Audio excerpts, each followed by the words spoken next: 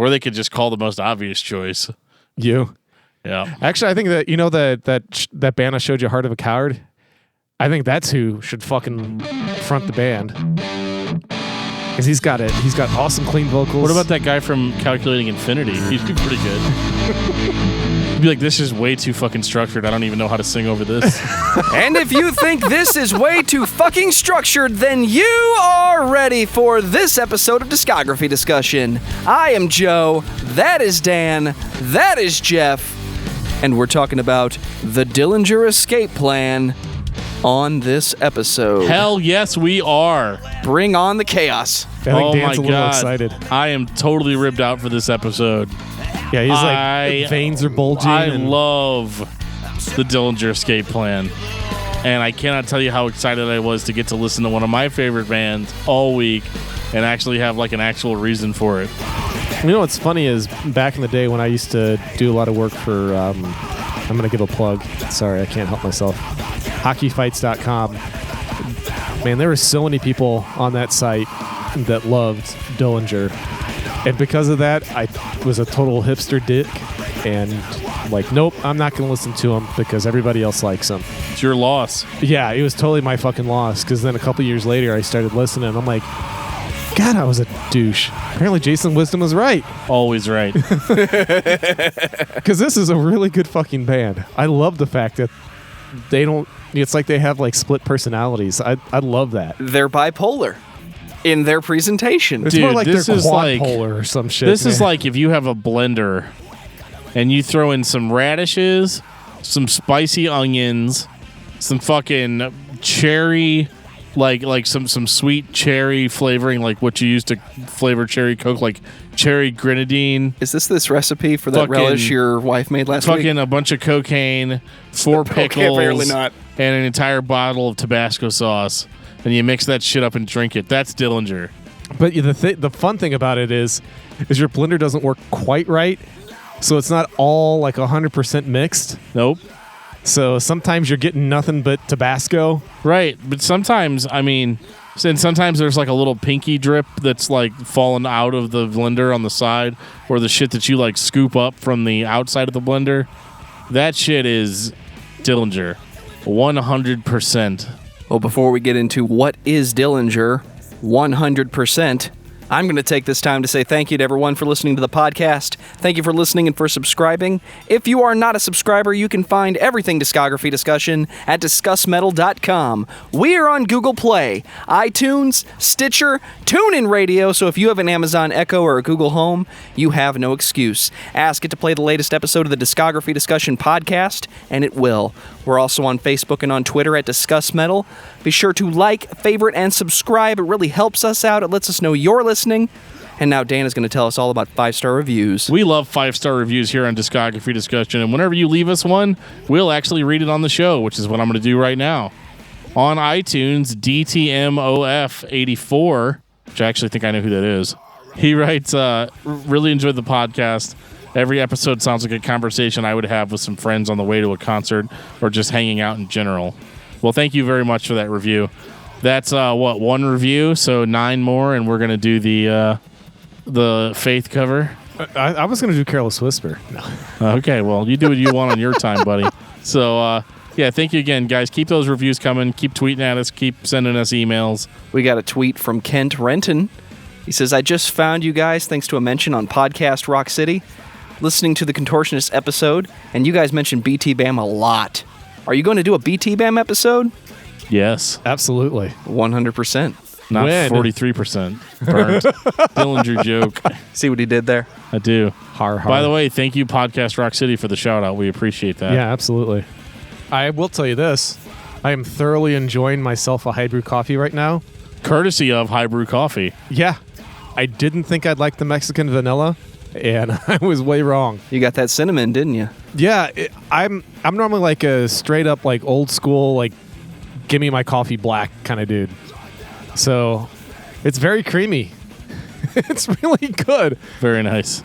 Yeah, we love you, High Brew Coffee. Sometimes our podcasts go really late into the night, and we need something to give us a little bit of a boost. And that's where High Brew Coffee comes in. It is a cold brew coffee, so none of that warm stuff. Because I don't know about you guys, but when I drink warm coffee when I'm tired, I just continue to fall asleep because I'm too comfortable with it, you know? But a nice cold brew coffee really kind of gives you that kick in the ass that you need and gets you up and moving. So check out High Brew Coffee. So, Dan, tell me about the Dillinger Escape Plan. Okay, so if you take a blender and then you... Oh, wait. Wait, We did that already. that. Okay. I forgot to mention, though, that whenever you're done, you need to actually pour that mixture out onto a pan and put it in your oven and then burn about 43% of it. Something like that. You're such a dork, dude. The Dillinger Escape Plan is a chaotic hardcore band that put out their debut album, Calculating Infinity, in 1999. They had put out a demo before that that we are not going to review tonight. This is as good as chaotic metalcore gets. Or got. It's one of those things, whenever I first listened to it, it was like, okay, these guys are beyond technically proficient. And they're out to prove that they are. Because they are all over the fucking map with this. And it's one of those times where that's a good thing. Like the Tony Danza Tap Dance Extravaganza, the first time you hear the Dillinger Escape Plan, you are only going to hear noise. And you're going to wonder to yourself, how could somebody put this on a record and release it and expect me to like it? But the more times you listen to it, you start realizing that this shit is actually really complicated and really hard to pull off. And they accentuate that a little bit because there's gonna be some weird little mellow melodic part thrown in there every now and again just to keep you on your toes. Unfortunately, because of how chaotic the music is, that doesn't leave room for shit like choruses or any kind of structure. I mean, if you have any semblance of traditional song structure, you need to throw that shit out the window right now. Because Dillinger on Calculating Infinity is not about writing songs that you're necessarily going to remember the first time you hear them, which in some cases is a detriment. But I feel like on this album, I am like a little kid in a candy store the whole time I'm listening to this because I just never know what the band's going to do next. Whether you're going into more of a chaotic grindcore direction, or they're going to throw some jazzy shit in there just to keep you on your toes, a little bit of melody, and then you're just back to a swarming vortex of noise. And that's the fun of it for me. It is. I mean, it's so fun. I really enjoy that, and I'm glad that you mentioned Tony Danza Tap Dancing Extravaganza because I feel the same way about them. I actually like the fact that it's almost like a horror movie. It's like you're not exactly sure when the scare is going to happen, and you're like, holy shit, because they lull you into the sense of security, and then all of a sudden they just go off on a tangent. I fucking love it. It's great. It's a blast. I don't get the horror movie vibe on this record so much. I feel like in this movie, you are the monster. So you're experiencing that chaotic freakout scene the entire time. The entire run length, you are on your fucking toes. Well, no, that's what I'm getting at. Like, this is just, it is unrelenting. But you are right. There is not the lull like there is in future albums. Yeah, is it a push a boulder up a hill kind of album? I would say no. Mostly because it's not super long. So, I mean, you're only bludgeoned for like 35 to 40 minutes? 37 minutes. Yeah, it's not a super long record. And I mean, you could try to make sense of the lyrics. I tried to. I failed. I've been trying to wrap my mind around what the hell Dillinger's talking about for years, and I just can't really break it. It just sounds like a whole bunch of really personal emotions that are described in really abstract ways, and then they throw some cool one-liners in there every now and again just keep you on your toes. So now we know why it's an advantage not to follow the lyrics. Well, I think in certain cases it isn't. I mean, I don't think you're looking for some across-the-board rule, and there isn't one. I'm just messing with you, Dan. But no, I gotta have a little fun. You can't mess with me on Calculating Infinity. It is by far, in my opinion, a perfect fucking record. There's nothing that you could add to it. There's nothing that you could take away to it. It is by far the most amazing representation of what it is that I have heard in most bands. And I listen to this genre pretty regularly, and nothing has ever quite captured the feeling I get when I'm listening to Calculating Infinity. It is that good. If you're looking for melody, look somewhere else. If you're looking for catchiness, look somewhere else. This is just a straight on beat you over the fucking head type of experience. But I guess the whole thing of it being kind of techie, a little bit jazzy, a little bit bluesy in places. I'm throwing those different elements in. At least you're getting your ass kicked by someone that knows their shit. And it takes a lot to play this style of music and have it not sound like complete shit. Yeah, and let's talk about the drumming on this record. Holy shit! Yeah, that was what stood out to me more than anything else on this album. It was absolutely insane. I was actually, I broke one of my rules and didn't have my headphones in because work was crazy. But I needed to listen, and I had a coworker go, "Holy shit, what the hell are you listening to?" Like, he goes, "That drummer's insane."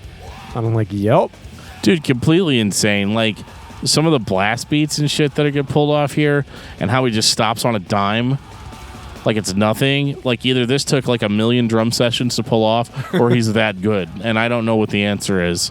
But what I can say is that it is performed at a level that most bands cannot perform on their debut album. And I would say that's true with the guitars, with the drums, with the vocals.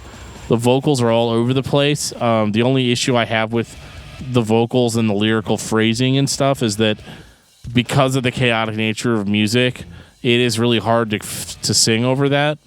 Even if you're a screaming vocalist, you're looking for some sort of pattern to follow, and there is none with this album. So I guess that's the only downside, is that the phrasing's a little weird on the vocals, but I can't really fault that because, number one, I don't know what the fuck he's talking about anyway, and two, it just sounds good. Like, his vocals are just in the pocket and very almost pleading, like emotional. Like, it is definitely an emotional outlet, and it works on every conceivable level on this record. I mean, I could kiss this record's ass forever, but like, it is literally one of the best representations of chaotic music that you're ever going to hear. It's way up there for you for debut albums. Absolutely, man. Is it the top for you? I mean, can you think of anything else that you would say is better as a debut? Top 10 at least. Okay. I wouldn't say it's number one, but I don't really like to put numbers on it. Right, but it's way up there for you at least. Yeah, I had a smile on my face from beginning to end every time this week. So, on a top 5 list, which we don't normally do, where would this sit amongst the Norma Jean, Converge, Zeos of 1999? Is it right up there in the mix, or is it still on the outside? No, it's in there. It's above that stuff, actually. Like, I have no issue saying that. Like, I love shit like Norma Jean and the Chariot and stuff, but it was still derivative of Dillinger. Not so much. I'm not really gonna throw Zao in there because they don't really play this style. Zao's version of Chaos is much different, so I wouldn't put them on. You're there, right. That's a bad example. I was thinking of the dissonant parts of the metal. Yeah. Well, whereas this would kind of be more like in the Mars Volta vein of chaotic delivery. It's just he's not singing. There's nothing else like it, not from this time period, except maybe what like Coalesce was doing. That's probably the best example I could give. I mean, Converge was good at this point, but I feel like Converge got a lot better over time. So if we're talking just 1999, I'm saying this is cream of the crop. This is the best you can get for your money here. And I kind of still feel that way in a lot of ways. I think Converge has come close, but again, Converge is still a little bit more rooted in punk, and like punk and hardcore. This is very much its own thing, and it is absolutely what everybody would imitate for the decade following it. Like, need I say more? It's fucking landmark. So let's talk about Miss Machine. Let's do it. This has one of my favorite songs on it. So this is 5 years later. This is 2004. I believe there was a period of time between these two records where Mike Patton actually sang for the band. No shit? Yeah. Oh, goddamn. Yeah. I guess I know which YouTube rabbit hole I'm going down tonight. Absolutely, man. God, I'm such a Patton fan, it's not even funny. Couldn't think of a better band for Mike Patton to front. Is that going to be a new Patreon feature? Geoff searches YouTube for Mike Patton. It's just a 3-second clip of holy shit, this is great. See, I've heard it. You haven't. I gotta check it out. God, I didn't even know that existed. And I'm normally pretty good on being on top of those things. Yeah, I believe there's a whole EP with Mike Patton. Oh, shut up, dude. Yeah, Are you dude. Fucking serious? I'm dead serious. How the I can't believe you didn't know that. I'm such a piece of shit, apparently. Yeah, well, I mean, that's true. But Miss Machine. AKA Dan's favorite Dillinger album. Well, okay, so they had a vocalist switch, which was really not an issue. Mike Patton was singing with them while they were still looking for a vocalist. They actually did a contest online where you could sing 43% Burnt. That they had an instrumental version that you could sing over, and that's how they sought their next vocalist. And unfortunately, there is no tape of me doing that song and sending it in. That was a little too early for me to be doing that kind of stuff. But they got a guy named Greg, and I'm gonna totally botch his last name, so we're just gonna call him Greg. Greg was their new singer. He sang 43% Burnt real good. And so he actually recorded 2 versions of it. He recorded one that sounded identical to what the Calculating Infinity one sounded like, and then he did one in his own style. And we're gonna get into what Greg's own style was whenever we get into Miss Machine. There's a lot more surprises for us as we go on. Trent Reznor called. He wants some of his loops back. Notice I said some. You know, it's funny you say that. I guarantee you that you're talking about the same song I am that I thoroughly enjoy. I'm not saying I don't enjoy it. In fact, I kind of question the decision of how chaotic can we really be, guys? Well, obviously, we have to play a completely different style. That's the ultimate chaos, right? Well, I don't think so. Like, I mean, the first 2 tracks on this record are fucking church burners, man. They are intense. I'm sorry. Am I wrong? No, I'm just Like, it's funny hearing you say that. That's all. yeah, they are. Oh my God. Like, I was really divided on Miss Machine when it came out because I love Calculating Infinity so much. I did, man. I was like, I didn't want to hear a new singer. I didn't want to hear any new songs. You were that guy. I was perfectly satiated with Calculating Infinity. However, as I often say on the show, looking at it as an adult, I can definitely say that some of the changes that took place on Miss Machine were appreciated. So you had the first 2 songs basically just sound like B-sides off of Calculating Infinity, except for now we have a budget. It's like the difference between Evil Dead and Evil Dead 2. Like, Is it a sequel? Is it a remake? Well, no, it's not, though. I mean, it's more just like of the same thing, but with like obviously more money put into it.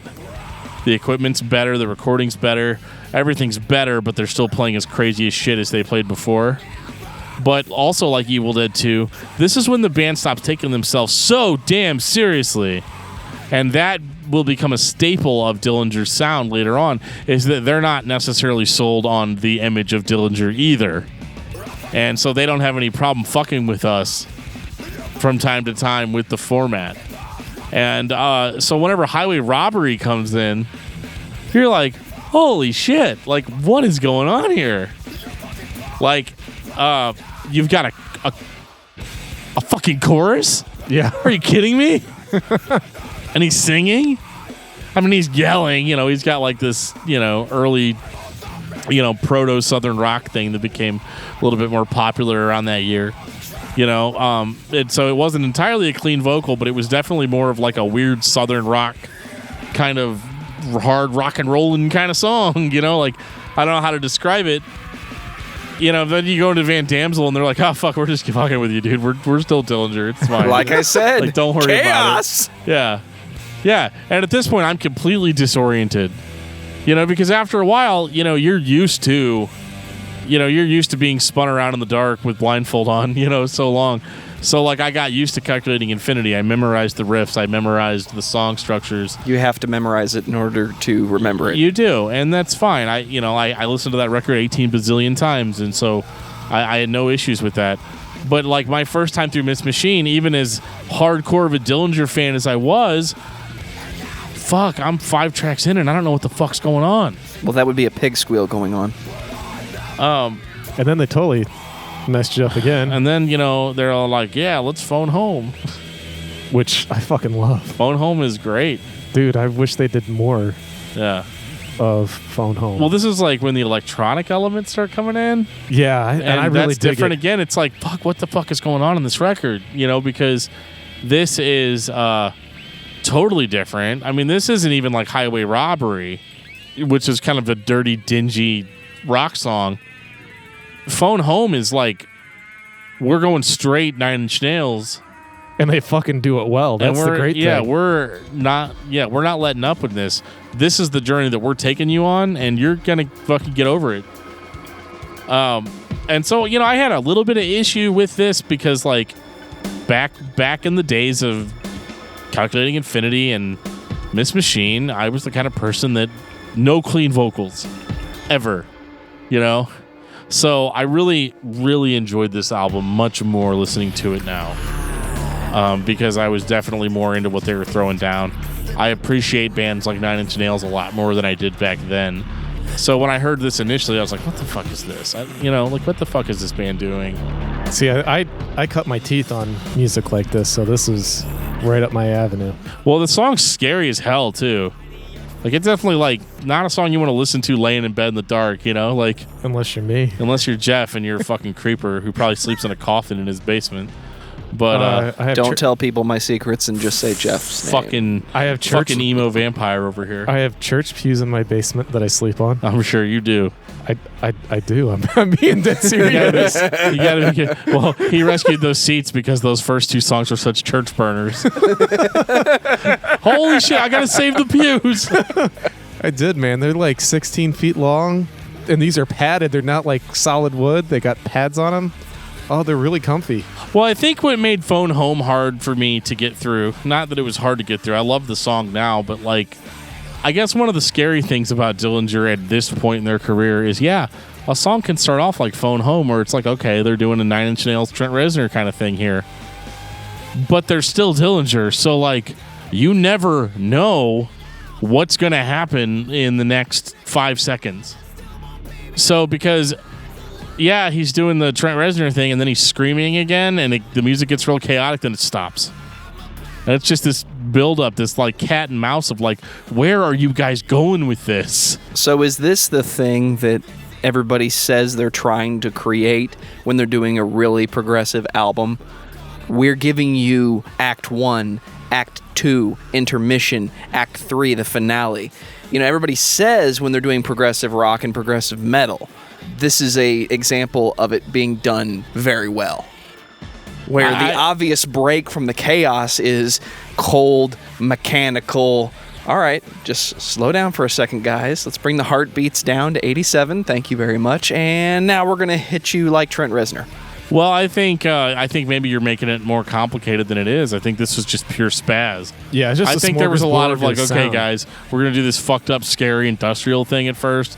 And then we're going to scream, and then we're going to do this, and we're going to scream again. It's like trying to read the blueprints of H.H. Holmes' Murder Hotel. Like you're just never going to get through that thing in a way that makes sense. You're listening to that podcast again, aren't you? Yeah, it's just a little. It's just a little much, Like, but I really liked it now because I like that feeling of unpredictability.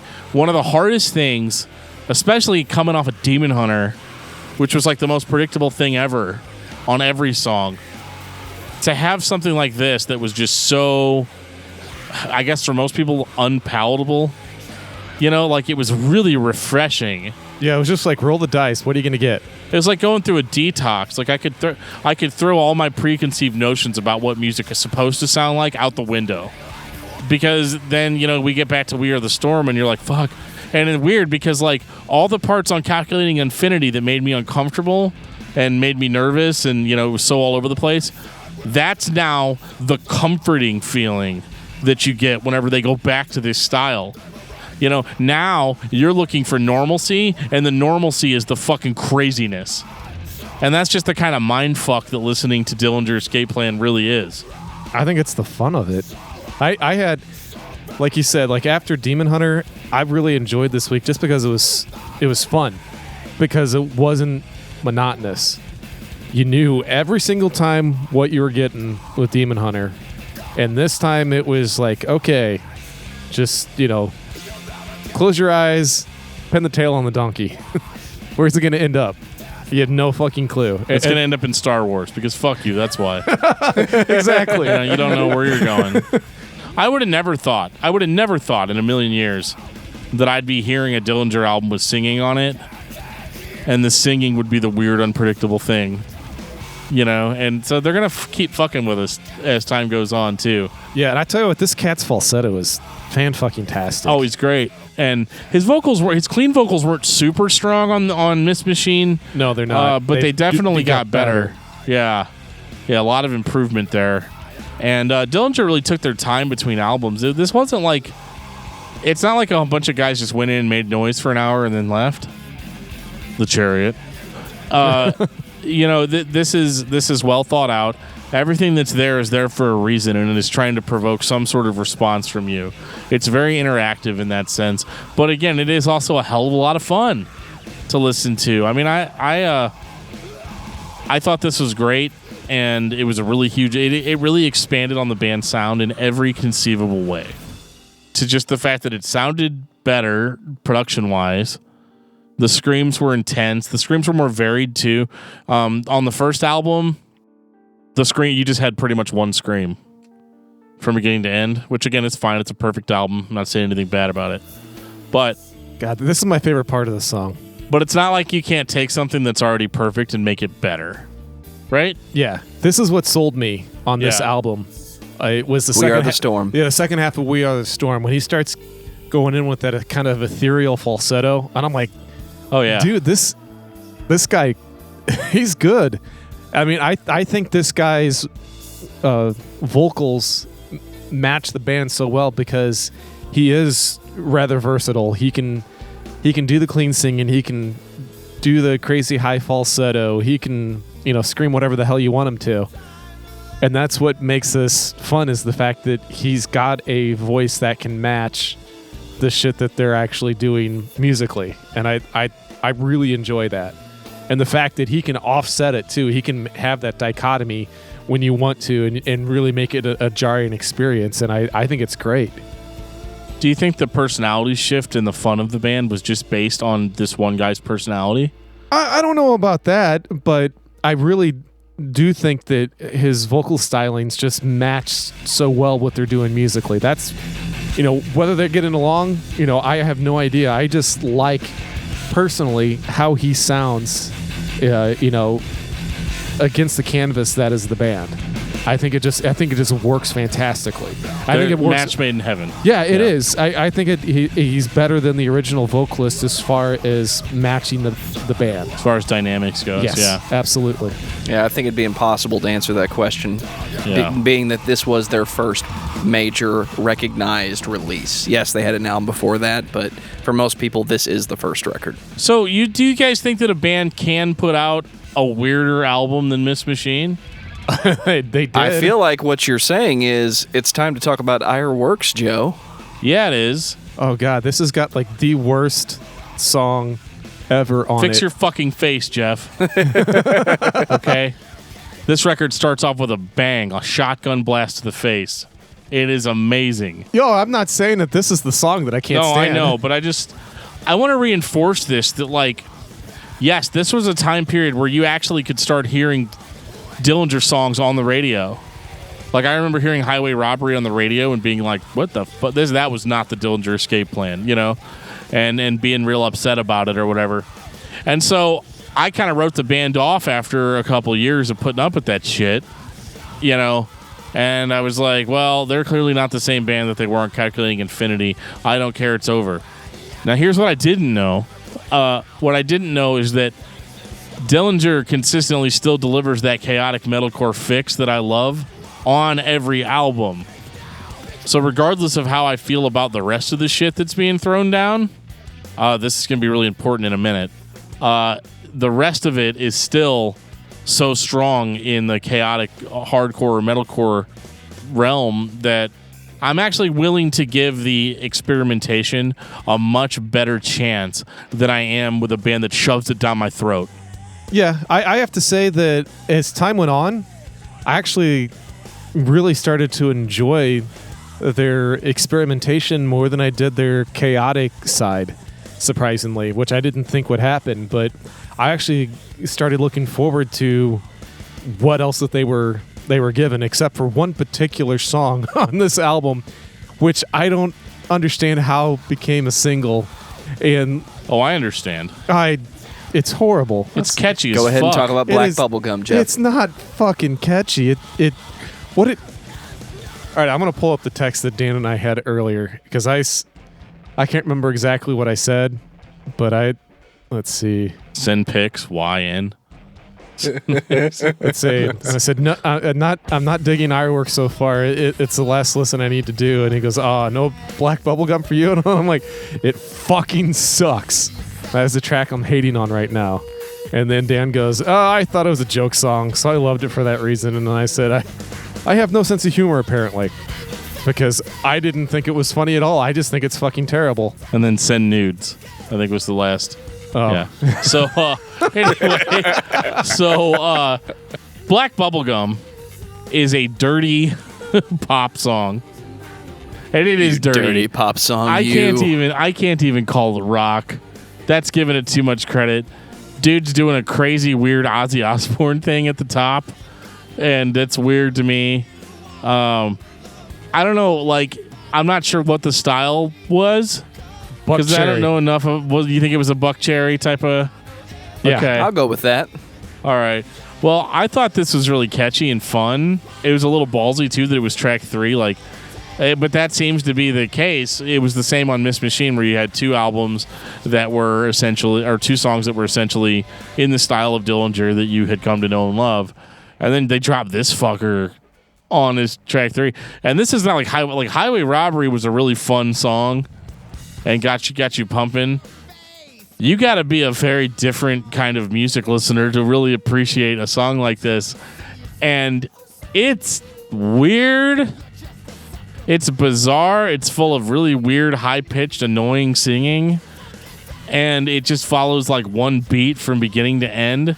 And again, though, like, this is far more terrifying for me to hear than a chaotic metalcore onslaught. And again, it's one of those, like, I'm craving the solid ground of a chaotic metalcore song versus whatever this shit is. Stuff like this reminds me of when the Mars Volta first kind of became a thing, because I asked the question, what's the point? You're going into the studio, you're improvising a record, and then you don't go play it live because all your live shows are improvised. Oh, we're chaotic and progressive. It's like, well, no, this is actually more chaotic because you don't see this coming. And every time they give you a little tidbit, it's almost like they're giving a middle finger to pop music saying, if we wanted to, we could do this. But we're over here doing this chaotic thing. We're thing. not just up here screaming and playing dissonant riffs because we can't play good pop songs. And we're not doing an album of pop songs because we're lazy and we can't come up with new, creative, chaotic ideas. I bet they played this fucker live all the time. If I had a song like Black Bubblegum, I would play it just to piss people off. This would have been the radio visit. Like, and now we're speaking to Dillinger Escape Plan on K91, 17, whatever. It's obviously kind of a joke song, but do people that listen to pop music know that? No, they don't. So, like, it's one of those weird things where I think nobody got the joke. It's kind of like the Beastie Boys' Fight for Your Right to Party, where that was like a parody of, maybe it wasn't Fight for Your Right to Party, but it was like one of their earliest sounds where they were doing a rap thing, but they were making fun of rap because they were just like a punk band before that, and they were making fun of rap, but people liked the rapping that they did so much that they just decided to go with it. And that's definitely the same vibe I get off of Black Bubblegum, because I'm like, well, shit. I think the people were like, oh, Dillinger Escape Plan, this is kind of a weird, crazy song. This isn't what I would expect the band to have sounded like, but here it is, guys. Enjoy it. And enjoy it the masses did after 2 million streams on Spotify. Holy shit. Ugh. So then that goes into Sick on a Sunday. Yeah, Sick on Sunday is tight. It's terrifying, too. I love that. Fuck. Well, we know what Dan Like- likes. Oh my god! Oh my god! Like you're just like in this little comfort zone until then. Fuck! I hope you weren't asleep. What? Black bubblegum didn't do it for you? Dude, I think you just figured it out. This is for the people that listen to Dillinger when they go to sleep. You know, by the time you're lulled into this, calm state, you're on Black Bubblegum, and then you get to Sick on Sunday, and you're almost completely out, and then out of nowhere, just, This is the part though. Like this is the only downside with this album for me is the sequencing. As a listener, I didn't appreciate getting Black Bubblegum, Sick on a Sunday, and then When Acting as a Particle all in a row. This is an album where the first 2 tracks are great, and then the next 2, or the next 3 kind of drag for me. Really? I then, really like Sick on Sunday. It's a good song, but like, I don't know, with When Acting as a Particle comes after it, which is more of just like an interlude. Yeah, it isn't than anything else. And again, I'm the guy that's only here for Godzilla, and in this case, Okay. Godzilla is chaotic hardcore, and so I don't get that again from track 2 all the way to track 6. excuse me, sir, you're here for Godzilla? Yes. Okay, he hasn't arrived yet, but King Caesar is over at the bar. Well, what the hell? I already bought my ticket. Well, he'll be here This later, is a fucking sir. outrage. King Caesar is No. over at the bar. No, If you want to sit at the bar I until want to talk to your Godzilla shows manager. up. But yeah, Nong Haigong is awesome. Can you say that one more time? Nong Haigong. Haigong. Yeah. Don't know what it means. Don't care. So, loved this song. It's also a church burner.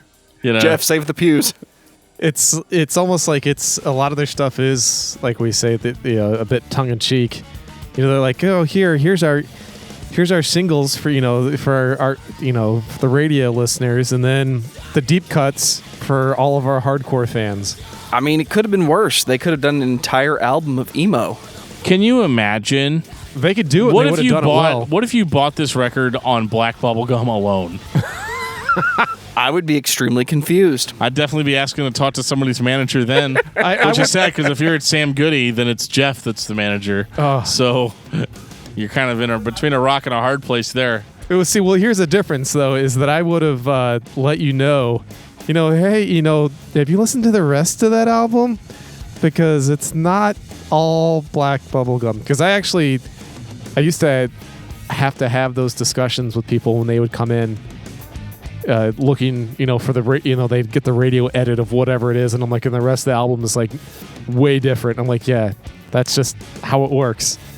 But thankfully, for the most time, I would actually let people listen to it. Well, I think that this record, as great as some of the moments on it are, though, I don't feel like this was as strong of a record as Miss Machine. And the reason I say that is because there's a lot of crazy shit going on, because it's Dillinger. But I feel like this album lacks a little bit on the actual substance part. Really? And instead opts for more interlude-y type of songs. And even though I like the way it sounds, I don't think it's as strong as an actual finished product as Miss Machine was. Just my 2 cents.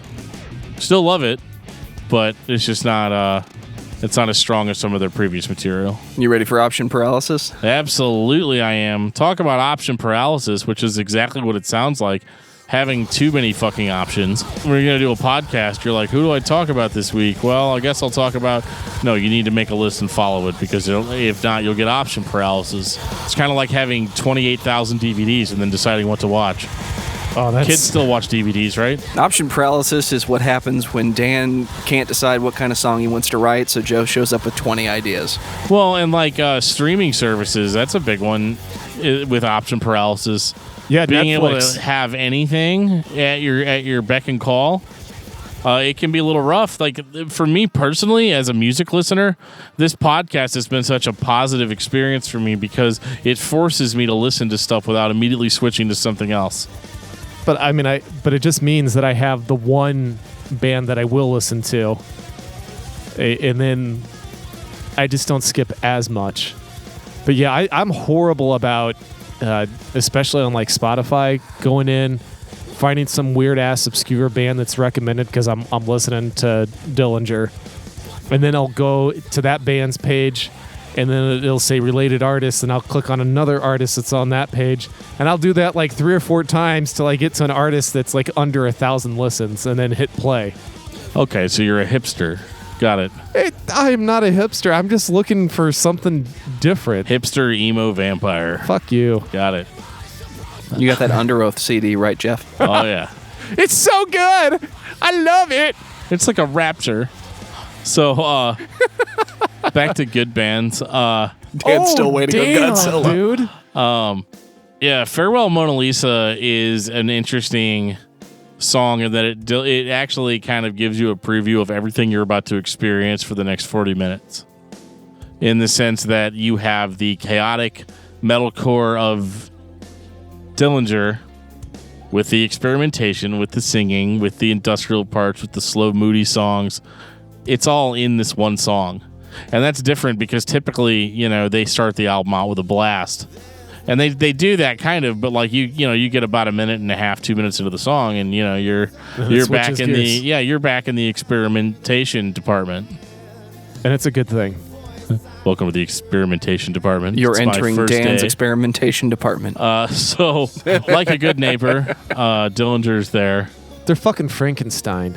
I was just thinking about that. Like, they're just like a bunch of different human body parts just thrown together. So these are the parts we found in the graveyard this week. Do you think Greg's singing vocals on this album started to sound really Mastodon-y? Yeah, and I'm perfectly fine with it. Oh, I am too. There's a lot of bands at that time, though, that had that same tonality, and I think he was just another one that fit the mold of sweet baritone deliciousness. Yeah, it's hard to slow your pace down and be playing this heavy, epic, slower type of song and not be compared to Mastodon. That's just par for the course. I mean, this is 2010. Mastodon's already a huge thing at this point, so to say that there was no influence would be ridiculous.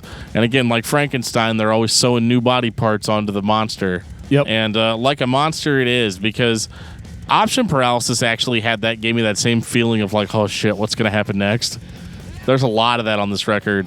And a lot of it is within song. Yeah, I was gonna say that was the thing that got me excited, is the fact that it happens within the actual song instead of actually going from song to song. Which, I've kind of beaten that horse to death. I like the ebb and flows within a song. Whenever you can lull me into a sense of security and then kick my ass, like a half second later. And there's a lot of that on this album, and I love it. One of my favorite songs on this CD is Gold Teeth on a Bum.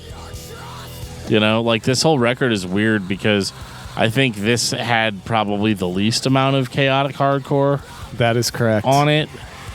And normally this is the part of the show where I'm like, they fucking sold out. They wipe their asses with $100 bills, But you can't write music this weird and be wiping your ass with $100 bills.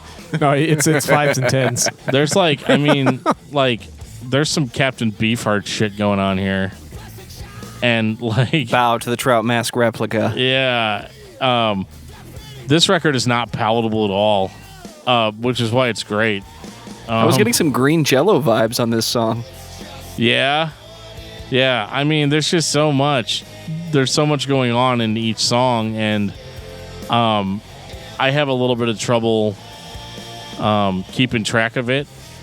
Not that the songs drag, but none of them. We don't have any 12-minute songs here, but it's just so all over the place. They fit everything in a 12-minute song into a 4-minute song. Right. Well, it's trying to again sell us on this idea of actual chaos, and that's what this is.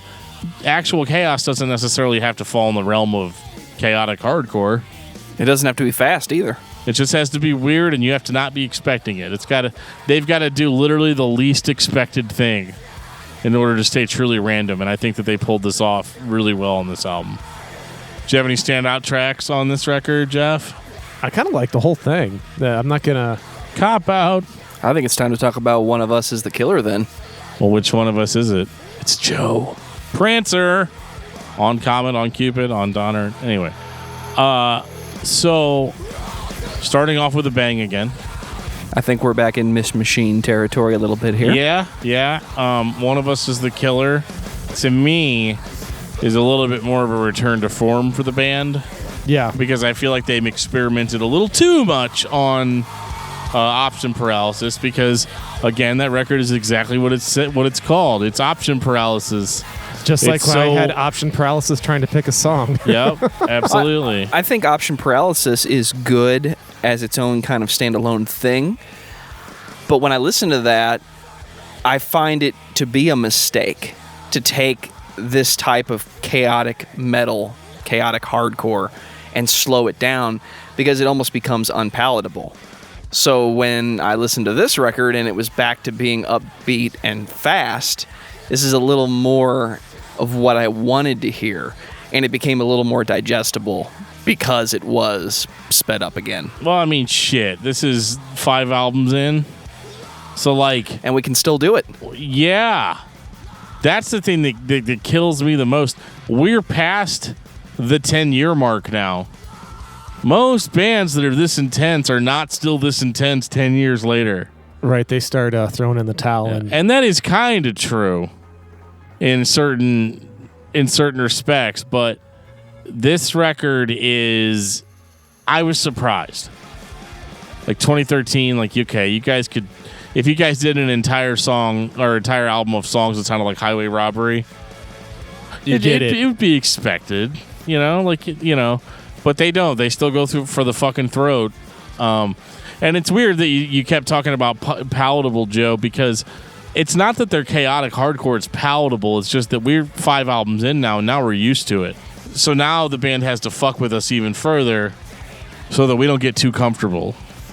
That's the common theme that I found with Dillinger Escape Plan, is the point is not to make you feel comfortable or make you feel good necessarily. It is literally just like an oral assault. It is, you are being confronted on so many different sensory levels when listening to this band that, it can be overwhelming, and I think that's the territory that they always want to stay in. I think that might be my favorite song of theirs, period. Because it's slow and moody. And Ta-da! You're an emo vampire. Ta-da! Perfect. Yep. Dan hits it. Dude, it just totally chills me the fuck out. Yeah.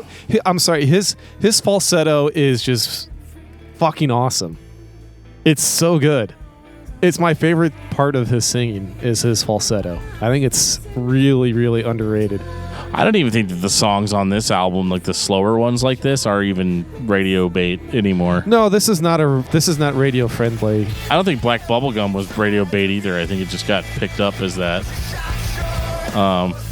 But one of the things that we've noticed on the last couple of Dillinger albums is they do melodic and emotive songs really well. They really do. It's like being in a relationship with a total psychopath, because you love them, but you never know when they're going to turn on and start stabbing you in the fucking throat because they're so good at loving you. Norman. As Joe said, they're bipolar. Norman. Yes, I mean, again, at this point, I don't know what the band's doing. I'm not 100% comfortable, and I'm okay with that because that's what I signed up for. Now, keep in mind, I'm still only here for Godzilla, and I still get Godzilla. You just happen to get a little bit of extra. Yeah. And the extra is good. That's the important part here. There's plenty of other bands out there that have, they try to give you the quote-unquote extra. And it's just, a lumpy mush of shit. Well, I think we live in a generation where a lot of people only have one thing about a band that they like. Like I listen to this band because they do this one thing. Back in the day, I liked Norma Jean because they did a dissonant chords. As far as I knew, better than anybody else. Then I heard Coalesce and realized that my entire life was a lie. But that's okay. That's fine. That's a discussion for another podcast. But that's just it with Dillinger here, is that like you can't be that kind of fan. Like their music challenges you to be more than that. Because I mean, you have to be emotionally dead to listen to some of these songs, especially on One of Us Is the Killer. You'd have to be emotionally dead and brain dead to not enjoy some of what you're hearing. Whether it's the chaotic music or it's the slower, moodier stuff, there's something for everybody to like here, but it's not there long enough. It's only there as a taste. It's not there as the main dish. And sometimes that, I have to admit, at times that can get frustrating. The fact that they do everything outside of the black bubble gum, which, like Dan says, was probably a joke, it's done well enough that you're forgiving. The only problem is sometimes whenever you start to get, in the pocket and you're starting to get used to a particular sound, they change it up on you again and go fucking psycho, just like a hero of the Soviet Union. Yeah, I mean, I think they're just screwing with the fans at this point, but not screwing with making them sure I'm like, still awake. fuck you. It's, hey guys. So, yeah, we know it's 3 a.m. Shots? Like, they're that guy at the party that never stops. Yep. And then when the party's over, he's like, "Are you sure?" That's very true. I mean, I can stay if you want. It is 5:00 in the afternoon on a Thursday. You've been here since Monday. Go home.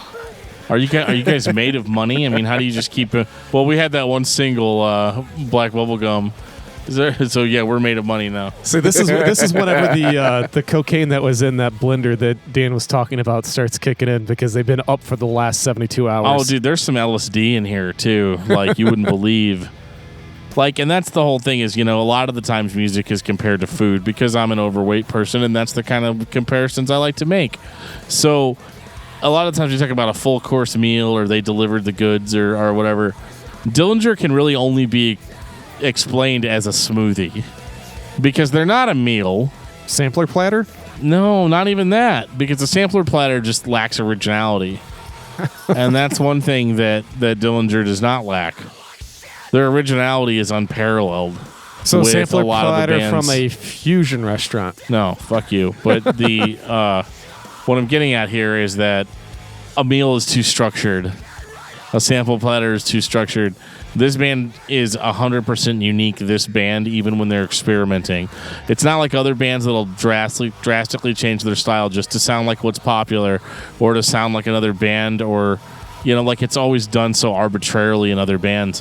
Whereas Dillinger's experimentation and their departures are still very, very unique to Dillinger. Does that make sense? Like, their experimentation is their own. It's not to match or emulate something else. Makes sense. It's truly talented musicianship. It's really hard to have this type of music. I know. I've tried to make it. And just have somebody show up one day and say, "So this is what I want to do." So what they are doing is so far off of any sort of conventional wisdom. You can't just decide this is what you're going to do today. You have to be a very specific type of musician. And clearly, they are a group of such types of musicians. I don't get the impression that this is a band where one guy shows up and the record's done. This is, you guys go hang out for a week, and then I'll come in, and whatever you guys are jamming on, I'll write some lyrics, and then we'll be done. And they go with every idea. So if it's a straight rock song, or if it's a straight industrial Trent Reznor 9 Inch Nails ripoff, or if it's just chaotic hardcore, they go with it. And that is the hardest thing for a lot of people to do, is just go with it. Myself included. There's a lot of musicians who can't just go with it. They have to make sense of it before they can actually finish it. No. This is a song. Just start singing. And when you're done, we'll put a record out. Have a good day. It's a challenge. It's like, let's make every idea work. But, like, let's actually make it work. It's not just haphazardly thrown in there. It's crafted. It's like, yeah, we had all these different types of ideas, and we're just going to make it work. We're going to incorporate it into our sound, and it's going to be awesome, and hopefully people like it. If not, fuck them. I don't think this band writes music necessarily for the listener. I think this is all selfish. I think that's stuff. actually kind of part of the appeal. Absolutely. Yeah, I want you to write music for you and let me do the interpretation for myself after the fact. Well, like I said, it was a palate cleanser for me. I don't want to be told what I want to listen to. I don't want to be recommended stuff. A band like Dillinger is like, Yeah, sure, you're listening to Converge on Spotify, and it's like, you may like Dillinger Escape Plan. Like, there's that kind of recommendation, but that's not really an accurate picture of what you're getting, because Converge doesn't experiment like this. You know what I mean? You can go into a Dillinger song, and I think that's what sucks about streaming, is I think that sometimes you'll hear a song, and it'll be one of the slower, more experimental songs, and you not really get the idea of how extreme of a band you're actually dealing with. Well, when I mentioned earlier, whenever I do skip around, when I generally do that skipping, I'm not even listening to the band that I'm clicking on the bio, as bad as that sounds. When I'm doing that, I'm trying to go through to like find a band that I don't know, just to try to expand my horizons. But when it's stuff that I do know or I'm somewhat familiar with, I don't just listen to a song. And even whenever I find, whatever that weird ass band is that, only 5 other people have streamed that song, I try to listen to multiple stuff off of it. I don't want to write a band off after just one song, because I know that there's stuff out there that's like this, where it's all over the map, and you always need to give people or bands, an opportunity to show their chops, and just listening to the most listened to song is never going to do that for you. Oh, so let's jump into 2016 Disassociation. I know we're all getting hyped up like we're about to give final thoughts, and it's like we have one more album to go. I gotta go off on a limb here and say I thought the vocal delivery on this album was fucking awesome.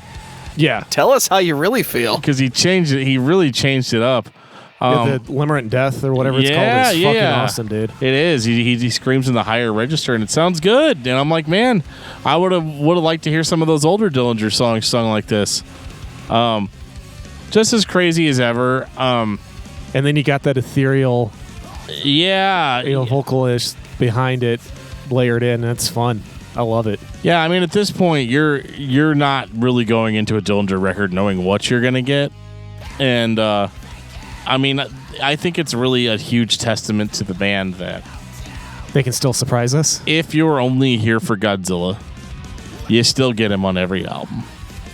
You still get that chaotic, hardcore thing.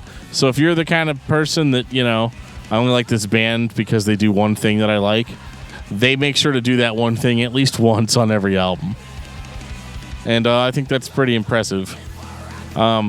Disassociation I didn't think was as strong as their previous album, One of Us is the Killer.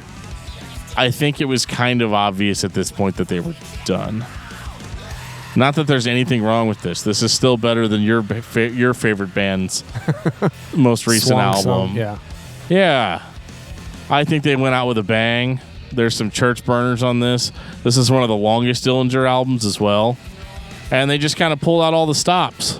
This is like they had a meeting and said, yeah, I'm done. Yeah, me too. All right, well, let's just do one more. Yeah. And let's give it as much effort as we possibly can. And the end result was, are we sure we want to quit, guys? Yeah. One of those. Yeah, because the next song on this album, I think, is probably my favorite. Symptom of a Terminal Illness. Yep. Yeah. I dug it. Limerent Death, I really love too, so... They don't fuck around on this record. I mean, they do. That's all Dillinger does is fucks around. But, I kind of feel like this band is like the dream theater for people that like chaos. Which is ironic, right? Because with a better vocalist. Because John Drake hates the Dillinger Escape Plan. Really? Yeah. Let the hate flow through you. This was a little slow for me starting out, but I like hearing that lower register baritone. That's just like, me. is there anything he can't do vocally? I see. This is one of the only vocalists I've ever encountered in our podcast that is just like has no actual limit to what he can do with his voice. And the guy who did the EP that I have to go listen to as soon as we're done with this episode is... I think they probably hired him for being Mike Patton-like. Yeah. Yeah. And that's a huge compliment if you call somebody Mike Patton light. Yeah. Because I think he's one of the best vocalists going and has been for 30 years. For sure. I didn't appreciate there being such a slow song as the second track. But again, we're not done. We're only 2 songs into a 50-minute album. Yes, Joe's playing Surrogate now, and like it's a church burner, you know. Like Geoff, get the pews again. Absolutely, I hate to keep I know your using that basement term, is full now, man, but you're just gonna have to keep safe in this wood. It's the only term I can really use when describing a band this crazy. You know, like it's a church burner. What else would it be? You know, the description fits, and a disemboweler. Yeah.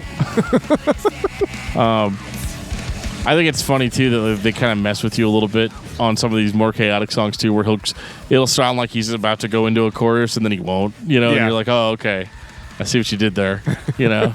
Like, just keep it on your toes. Like, I mean, I've just never had a band fuck with me to this level, you know, like just really kind of get under your skin. And it's so funny because like I can't wait because the next band we talk about is going to be very structured in comparison.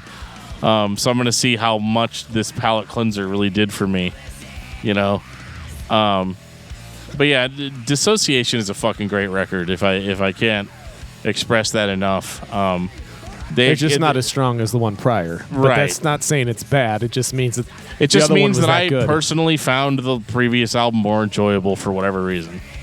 You know, it doesn't. Yeah, it's not like a huge hit to this band. I think there was a little bit of disappointment knowing that the band was going to be gone after this. You know. So we're not going to ever hear the follow-up to this. Or maybe if they do what all other bands do, in 10 years we'll hear the follow-up to this. Or we get a greatest hits with B-sides from their record label. Yeah, if you with every song with Mike Patton singing. But no, I think this is just it for Dillinger. I think that you put these guys in a room for 10 years, you know, like 10 and come out 10 years later. I can only imagine if they were to reunite and release an album, that it would sound what it would sound like. I think it would just be bananas all around. If they've shown us anything up to this point, it would just be more of the same. And more of the same for this band is whatever the fuck they want to do. So I mean that's Dillinger for me, man. They've always been around, and they have continuously kicked ass throughout their career. I know it just sounds like a puff piece, but. And we really don't have anything negative to say. Yeah, I mean, I listened to most of these albums with a smile on my face the whole time. And so it's weird.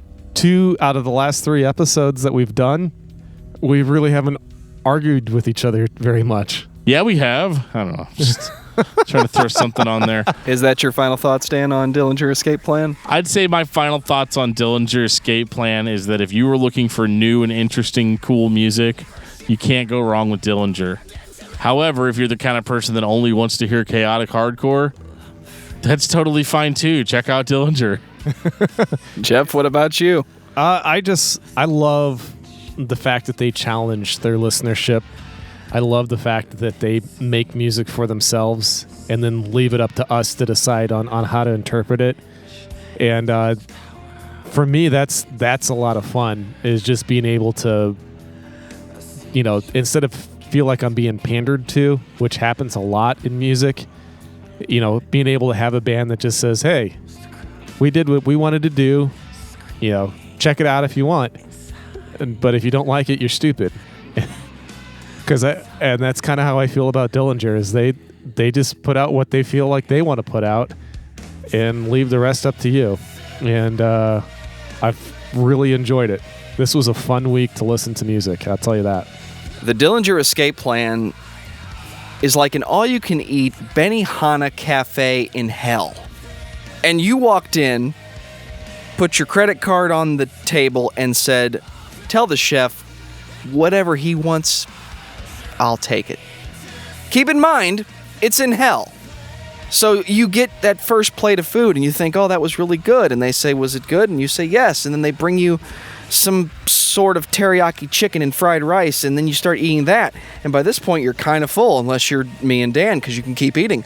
But then plate 3 shows up, and plate 4 shows up, and remember, we're in hell. So eventually, you're going to get up and be like, hey, guys, thanks, that was really great. They're going to say, no, sit down. No, there's more. And this goes on forever. Because the insanity of a person who's got a grill and an unlimited supply of food, you don't know what that fucker's going to come up with.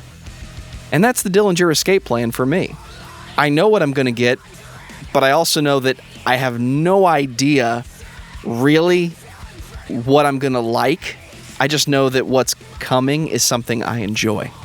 Geoff, what's your album of the week? Ooh, let's see if Dan likes this one. Agorapocalypse by Agoraphobic Nosebleed. Oh, good band, good album. Dan, what about you? I've been listening to Give Them Rope by Coalesce. Remastered by our friend Reed Otto from Tetelestai. Just throwing it out there. I wonder if we're going to get some remastered Living Sacrifice. Oh, that'd I be hope awesome. so. Some new vocals from DJ. It could not be avoided. Thank you, Lauren Keselowski and the Roach Coach. My ticket home, strangers only. Best $11 I've spent in the past 3 months. Mine was on beer. Logboat. All right, what episode was this? 69. Giggity. That's perfect for Dillinger. And on that note, this has been episode 69 of Discography Discussion. Thank you for listening. You can like us on Facebook and follow us on Twitter at discussmetal. Subscribe to our podcast everywhere you listen to podcasts, including Google Play, iTunes, and Stitcher. Visit discussmetal.com for all things discography discussion, and please send questions and comments to danandjoeshow@gmail.com. If you are not a patron, you can become one at patreon.com/discussmetal. We have some sweet perks. Yeehaw.